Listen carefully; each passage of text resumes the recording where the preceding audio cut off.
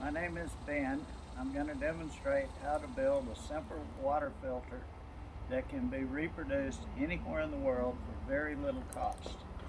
Now, I've got all the ingredients and the parts I need ready to go.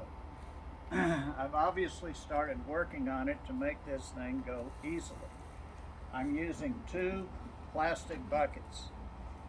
This bucket is simply to set it on to show you, and this bucket holds sand. Sand is one of the primary ingredients in this filter.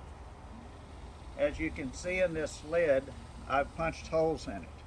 These were done with a brace and bit, but this one was done with a knife to show you that if you don't have a brace and bit, you can still do it. Any knife can cut out these triangles. This bucket has similar holes in the bottom of it. These were drilled. This one was cut with a knife. Again, either one works.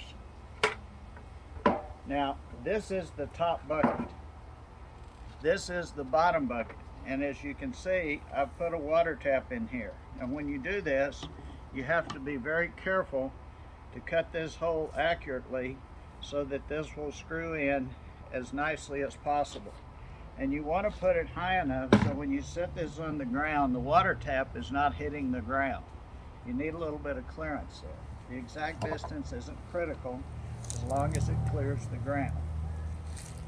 This is the bucket that collects the water after it's filtered. So we're going to put it right here. Now, you need to wash your sand. This sand is wet, it's pretty heavy, but that doesn't matter. I'm not going to demonstrate washing it, I'm simply going to describe it. Before you start cutting holes in these buckets, you fill them about 5 or 6 inches deep with sand. You pour water in, stir it up, pour off the dirt, do it again until you think the sand is reasonably clean. It doesn't have to be perfect, but the cleaner you get it, the sooner it will clean the water. Now take this bucket with the holes in the bottom and you line it with cloth. Any kind of cloth will work.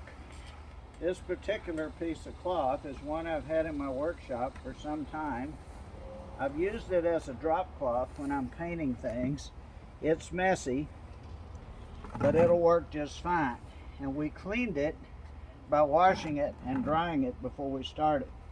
You want this positioned in such a way that it comes up over the lip of the bucket.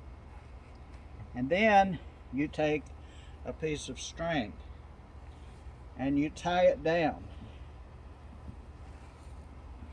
A couple of wraps or more should be plenty. But this stays in the bucket. It's part of the filtering system.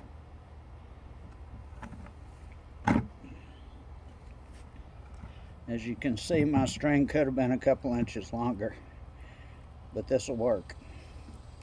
Now, once this is tied in, you put the sand in here.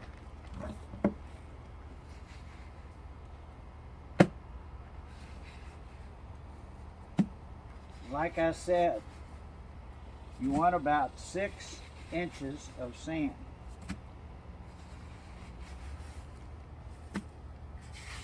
At least 5. You can use more, but I found that 5 and 6 works pretty well.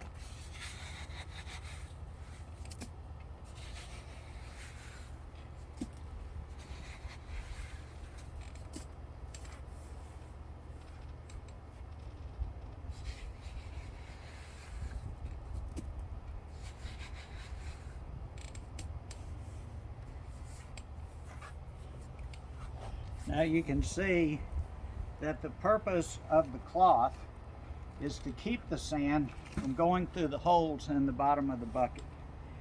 Then you take the lid that has the holes in it.